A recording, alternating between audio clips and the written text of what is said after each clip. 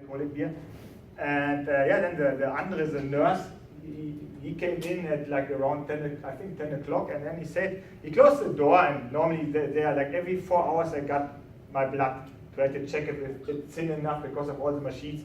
And then he said, now we will start. And I said, we start with what? Yeah, we found a new heart for you, and you have another 3 hours, and then it's surgery. I said, oh, that's great news. So, yeah, I don't know what we did. We cried, whatever, because it was sure I couldn't live on the machines, and it's not getting any better anymore. So I knew to get out of the hospital alive is getting a new heart. So and then they found a new heart. They always promised me to have a look that this is a good one, because I was very sportive before. So this is a nice picture, because people often, in Germany I have to give a lot of interviews and stuff, and they ask me what is maybe the nicest day, and then friends of mine, they have all kids, and they say, the birth of my son or whatever, or they have done an Ironman maybe, and went over the finish line, and I saw my bed out of, after like 7 months without me inside. It was really the best day.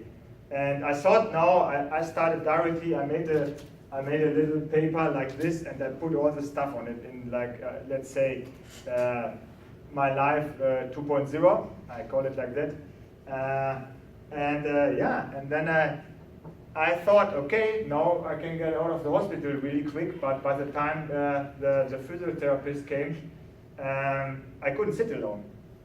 So they put me on like the edge of the bed, and I was like doing this, and then I thought by myself, if you were like a little baby, like 3 weeks old or 4 weeks old, you just put it somewhere, and then you can tell the baby, just walk, and you are like the animals are really good. If you see like a cow is born and it directly starts running around, but I knew how it is to sit and to walk, to stand up, but I couldn't do it. My muscles were completely done. So I thought by myself it would be a hard time to get out of this hospital, and this is a picture. I knew they have these rooms where you can exercise, and I was with an older lady for 2 weeks in one room, and I got a hospital. What is it? I got like a bug or whatever it is, like not a virus, bacteria. I was not allowed to run outside. Running, I couldn't run, but I was not allowed that they with a wheelchair, that they get me in the room, because I could have affect other people. So I asked for ergometer, which comes in my room, and then this is another, the doctor which was responsible for me said you are allowed to train on the ergometer if people are around. I think he meant the people which work at the hospital, and so always when visitors were there, I asked them to bring me on the ergometer, and the first thing I did, I put 41 watt. And then the doctors asked, why are you doing 41 watt? I said, that's more than my anaerobic pressure with the old heart. And then I started asking questions like, can I run a marathon with a new heart? And then they maybe thought that I'm a little bit different than the other people. And then and always by the time they came in for lunch and everything, I was always on the ergometer. And they did like, oh no, he's on the ergometer again. And then this is a carry on, even if it's hurt, because it's another. If you take a lot of cortisone, and I'm not talking about like 10 milligram, I got 1,000 milligram in 24 hours for a week. That's against the rejection in the beginning. I had rejection, like one bigger, one smaller, but that's pretty normal. So and then people start getting really depressed, or the other way around. So I was luckily the other way around. So I had still because I studied. I don't know, 25 years ago in Arkansas, I had the credit card from my father. I still have that. Actually, I'm not really using it, and he has the control over that. And then I started buying stuff. So I bought the brand new. This is now the really new one, but the Zoom to Mbit was the best GPS watch, sport watch around. It was 500 euro. I bought that. I bought running shoes, and actually I bought Rambo movie. I don't know why I bought that, but I think by the time I was a car, she didn't know me at that time. I was like 14, I liked the Rocky movies and stuff. So I bought that, and my mom had to show her passport because it's over 18. And my father came not with a Rocky movie, but he came with running shoes and then with a watch, and he said, yeah, it's okay, we are happy that you're still alive and that you have a new heart, but what you're doing with the watch and with the shoe, you can't not walk. And then before they get you out of the hospital, you have to walk it's a round, like you have to do some stairs and you have to go in the basement. It's like 400 meters. And then, because I bought the watch, I asked my father to stop it. And there was the lady from the hospital, and we were in the basement. And now you can guess, like 400 meters, it's around the track and field round. And you can guess how long it took me to do the 400 meter, so someone has an idea. I mean, normally if you are really fast runner, you can do it easily under 1 minute. If you are a slow runner, you can do easily in 2-3 minutes. If you walk it, I don't know, it takes 5 minutes, 6 minutes. So how long do you think it took me? 15. 30? Oh, I said 15. 15. No, it was 31 minutes. So it looked like, I don't know, Karen was not there because she was at work in Cologne, but I just can imagine it was like this. I did this always, but I couldn't do this. And it took me a very long time. I always do this in August, so it was 2 months after transplantation. If you think, you sit down, and like this, and to do this without my arms, it took like 2.5 months. I mean, this is like an easy exercise for everyone, should be, but it was not possible. I needed like a table or something to get up. And I walked this and I had a lot of pain after then. And I really liked it because there was pain in my legs again. I had no, friends asked me how it is it comparable to after a marathon. I said it's like 50 times you have the pain in your legs. It's comparable to that. But a good friend always, we did a lot of track and field before my transplantation. And he always said, because I was always like, I have pain in my calves, and he said, if you have no pain anymore, you are dead. So that's what he said. I always remember the sentence.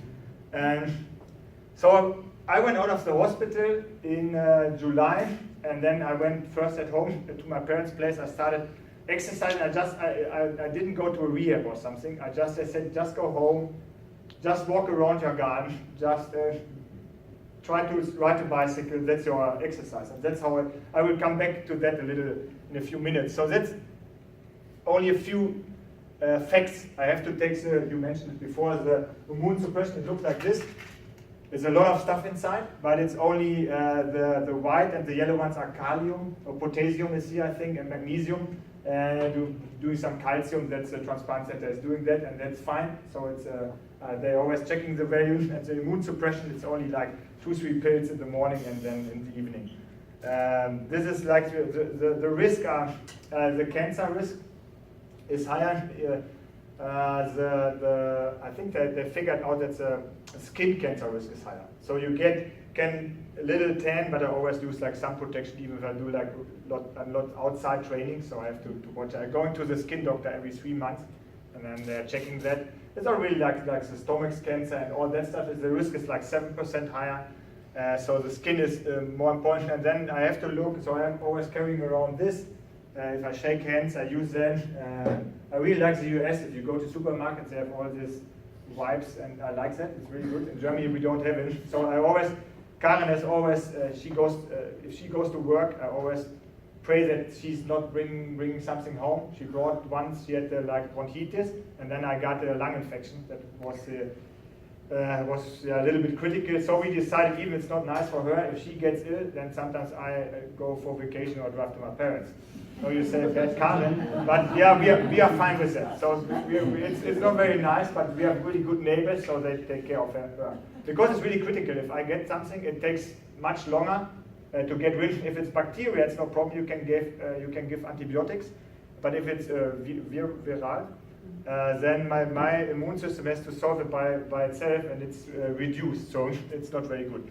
Eating, you can actually. I try to eat very healthy. First, I started with vegan, and then.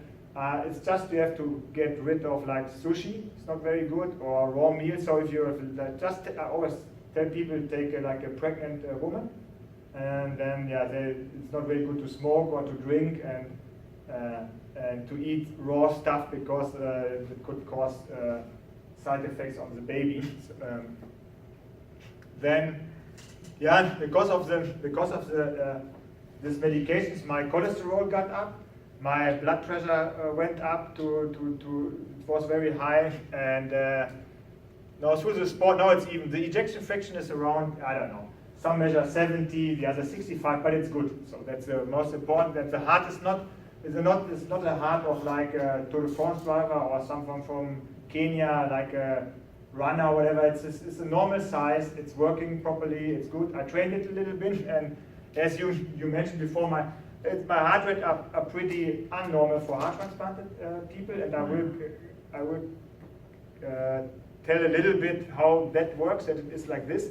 And it's also that I started with walking in the garden, or I just went up the stairs at my parents' house, and I always was training because I bought this crazy expensive watch. I used the heart rate belt, and then I saw if I did something, the heart rate was not moving. So I went up some stairs, and then we sat down at our apartment, Karen and me, for coffee. And then after 5 minutes, suddenly my heart rate started getting high. I said, there is something wrong. So I called the transplants and I said, hey guys, it's nice with the new heart, but there's something completely wrong. It's not. And they said, yeah, we had no time, and it's not possible to transplant the nerves, as you told them before. And I said, are they growing back? No, not really. So by the time, in the first half a year, this is like coming back, this is my first bike ride. It was already in August, so it was 2 months after transplantation. Cycling is really good because you are sitting, you're not carrying your weight really. So I started to cycle, and this is like, we had a discussion, Karen and me, because I was not allowed to carry something about 5 kilo. So most of the bikes are over 5 kilo. If you have a bike under 5 kilo, it's more expensive than your car. I asked Karen to get the bike, and then she said, why are you getting dressed like this? I said, yeah, I'm riding my bike again. I am getting dressed. So I put I put my speedometer on it, on my watch, and then I said, okay, I take my mobile in case something happens. I will give you a call. And I started cycling, and then it was like around 3 kilometers. It was like a road which is 1% of climbing. It's really nothing. And then I always tell the story because there was an old lady like my mom. She's like 75. She was carrying her shopping bags on the bike. It was not like an electronic bike or something, which is very popular now in Europe. And she overtook me on the bike. And she looked like this, and I don't know. I think she thought, he's a completely crazy guy. I mean, look at him. He's completely exhausted. My heart rate was high, and I had a red head. And then she turned left. I was really lucky, but by the time she overtook me, I was like, I was against her. So I was pedaling, and you are not overtaking me, no way. And then I said to Karen, I told her this experience, and then I cycled back, and I had like, I don't know, 10 kilometers, and the average was 12.5 kilometers. It's just now in Galveston, it's a triathlon I did last Sunday. I cycled 90 kilometers in 36 kilometers per hour, and after that I ran a half marathon. So it took some time to get back to where I am now, but this is a nice story. Actually, the first half year was really complicated. There was another rejection. The blood pressure was really high. By the time I started more exercising, the heart felt more like it's my own heart. And in January 2013, I started with running again. I ran 500 meters, 3 times a week. The other week, 1K, then 1.5K. And dressing up, it was like, in January, it's like, yeah, almost like in Galveston, it was really like winter. The last weekend, now it's nice here. But the dressing up and put everything on was longer than running the 500 meters. But I couldn't do more. And by the time I was able, there's a round, it was on my paper at 7.5 kilometers. And by the time I did that again, I registered for a 10K run. And this was a really good friends of mine. And this is a guy who was, in Germany, always one guy is responsible for the team who is getting the heart. And he was responsible. And he loves running, so he ran with me. This guy is a good friend. He's a 2:30 marathon runner, very fast. So, and the 10K, you see, they're still behind. It's a finish line. There's still a lot of people behind me. So it was 58 minutes. It was good. I just had to check with the same heart rate I had at this race. I did the 10K race now in 20 minutes faster. with the same heart rate. It's all about exercising and training. And then because I really wanted to be a triathlete again, so that was on my paper. So we did really everything. Karen and me, I was not allowed to train inside the pool for the first year. It's because of like maybe there's some bacteria in the water or whatever. So I said to Karen, I need to fly somewhere where I can swim in the ocean. So we flew 4.5 hours to Spanish, belongs to Spain. It's Canarian Island. It's close to Morocco. And I went in the water, I swam with my wetsuit, it was nice. And then I did the bike race. I'd never done really bike races before. There we had a little fight because it was not a good weather and my parents were there and Karen, and I did that. And that worked out very good. And then I did my first triathlon. There was also funny or crazy story because on the 9th of June, so 1 year later after the transplantation, was exactly the day where they had the triathlon close to where we both are raised up. And in 2004, that was my first triathlon. And I did it with 3 really good friends. And and in the end, I had this cake, looked like a heart with a candle on it, and that was really nice. I was a triathlete again, and so these are all stuff which was on my plan. I wanted to go up a mountain, to be a bit closer to the person who donated the heart. I don't know him. It's also a law. This is the Großglockner. It's the highest mountain in Austria. I did that with a friend as well. This is a bit critical here, but the rest is really nice. And so we had a nice day, nice overview, and But I did that before as well. I didn't start with a new heart, so I was doing some, not really high altitude, but this is around 4,000 meters. That's half of the Mount Everest. Let's say it in this way, around that. And my big goal was really, we had also some discussions about that, Karen and me, because I said to Karen, because I felt fit again. I did all the tests and I got to know Mark, Mark Jankowski, the professor from UTA, and he was interested in my story because I had different heart rates and I was doing all the tests, the VO2 max tests and all that stuff. So we Skyped a lot, and then I said I want to do one Ironman in my life again.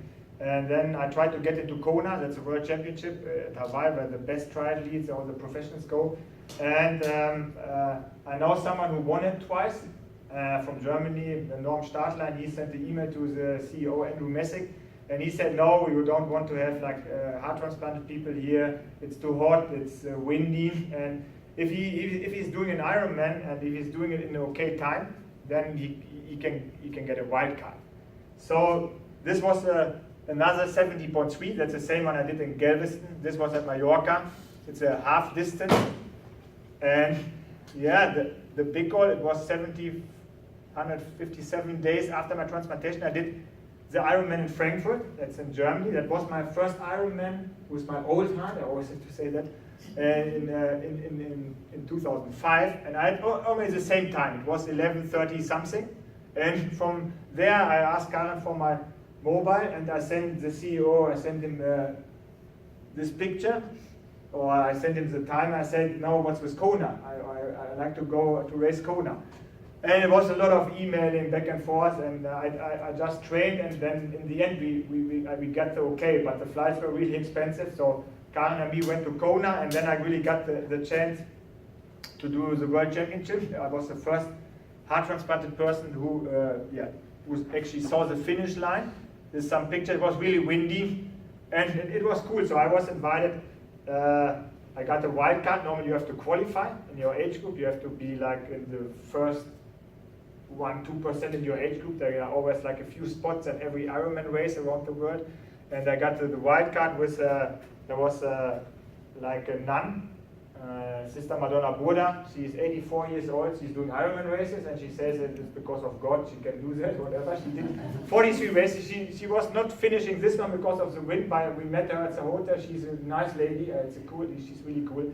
And then Apollo Ono, maybe you know him, is like an Olympic champion in speed skating. He was there in the morning, we all parked in one row. Alex Zanardi is a race driver, he lost his legs, he did it with with his hands a complete Ironman. And then there were two guys who fixed from the NASA. They fixed the Hubble. There was something wrong, and one guy couldn't see anything, and the other was on the giving him advices how to fix it. So they told me the story. One was Italian, and it was crazy because they borrowed my pump in the morning. The two NASA guys, they are really fit. I mean, they're at the NASA, flying to the moon, whatever. And then I said, okay, we will see each other at the finish line. And I waited with the beer for the one guy from the NASA. And he said, you are DNF, you didn't finish. No, I'm waiting for you here since half an hour. And they said, oh, that's crazy, because they heard that I'm doing it with another heart. And it's really nice, this lady in the background, because this picture was in a lot of magazines in Germany.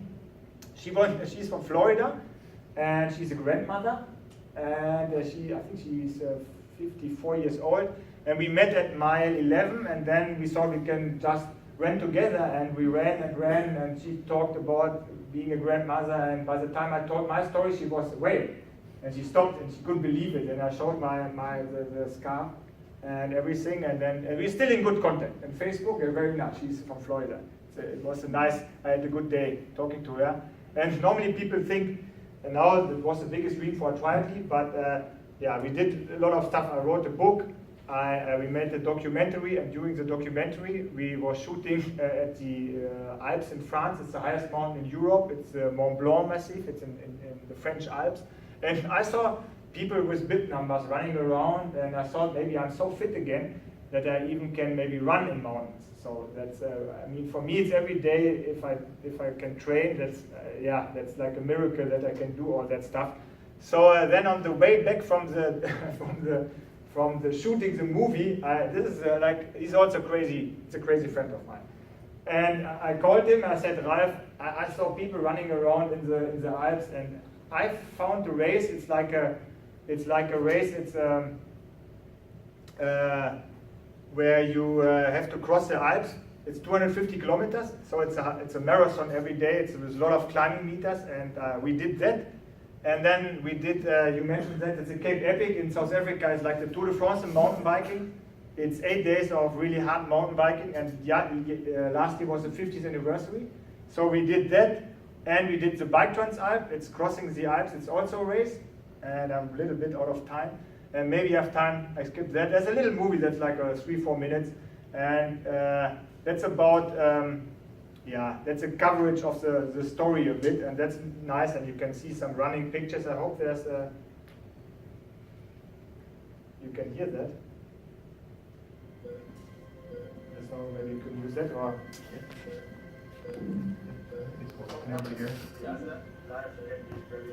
can you hear it? Otherwise, we can. Or we can do this. Yeah, we can do that. Improvise. Okay.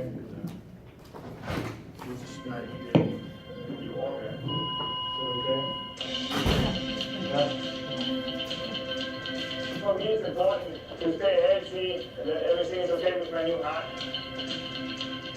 Already done 1 hour, but today, as you can see, I'm not alone. I brought my wind shape. I'm here with 3 friends. I'm training. The biggest goal for 2015 is the Ironman race in Frankfurt, the European Championship. And we'll head over to Provence to do the Ironman 17.3. That will be a good first test. After that, I will do another charity run, and then I will do some smaller triathlons. Then the last big test is Ironman 17.3 in Krakow. So that's kind of building up to the big goal to race in Frankfurt. A lot of people with new organs sport, I think, which is really healthy. If we have time for sport every day, your blood pressure is in a good range, much better than staying at home. You will just go 2 hours this direction, then back 2 hours, and then little rest. And we have 1 hour swim. This is not in Germany. This is Canary Islands. So some people think it's in Germany. It's not. And then start again tomorrow. Last plan for the day.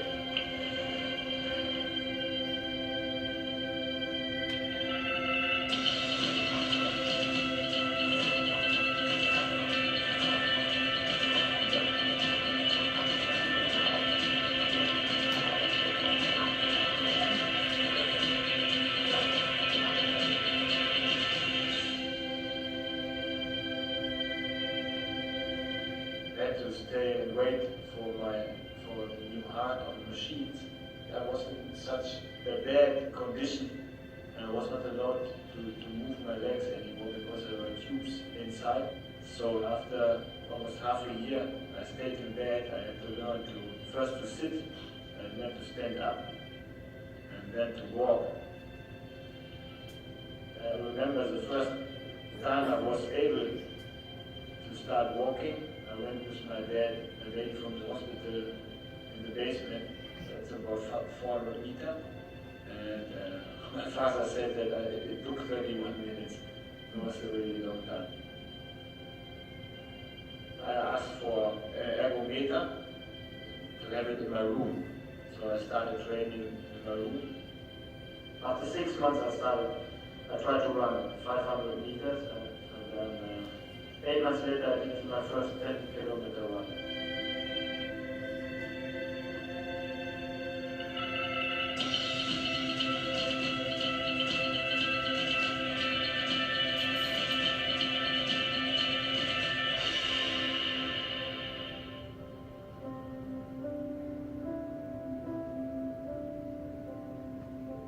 I'm always thinking about the person who gave me the heart.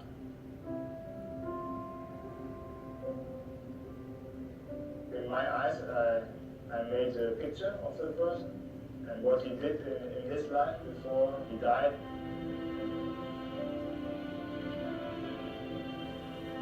I did not know anything about that person, but in my eyes, it's a person who loves endurance sport.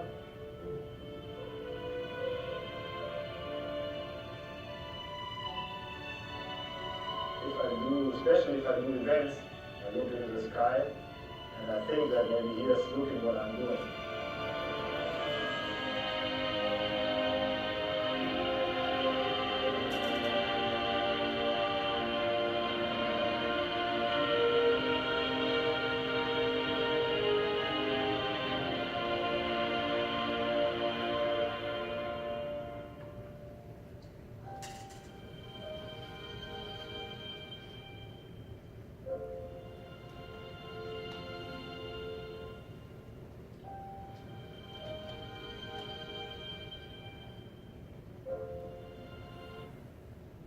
Yeah, that's actually what we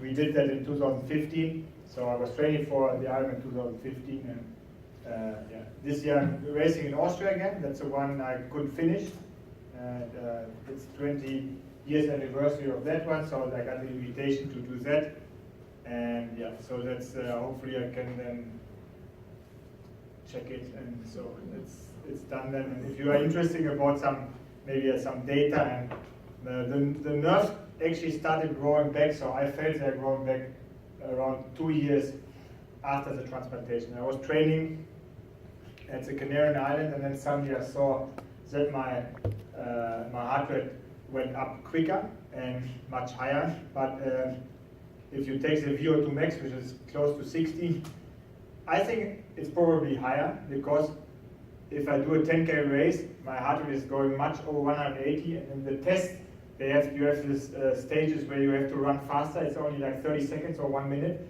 So the test is too short to get the heart rate up like normal. It's not really it's not going up like normal. Even if it's just if I warm up and if I start running really hard. So like if I would start with running really, really crazy fast, like 15, 16 kilometers per hour, like in a 10K race, then it's going directly up to 170, but this is not what they do in a threshold test. You start slow and then you go faster. We always try to figure out, Mark, Professor Rakowski, he always wants to have to see the VO2 max, which is over 60, maybe 64.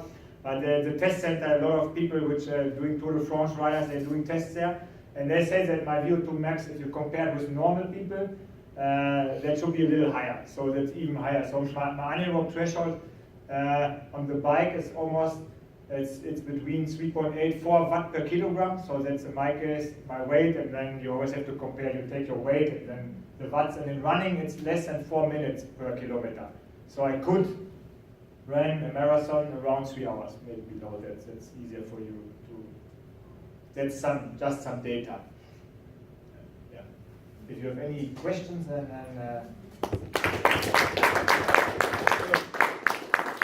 We're gonna let Wes get out here. He's got to get back to Arlington for a study. So let's thank Dr. Tucker for coming and introducing him. Do you want to go with him and get the parking pass thing? So what?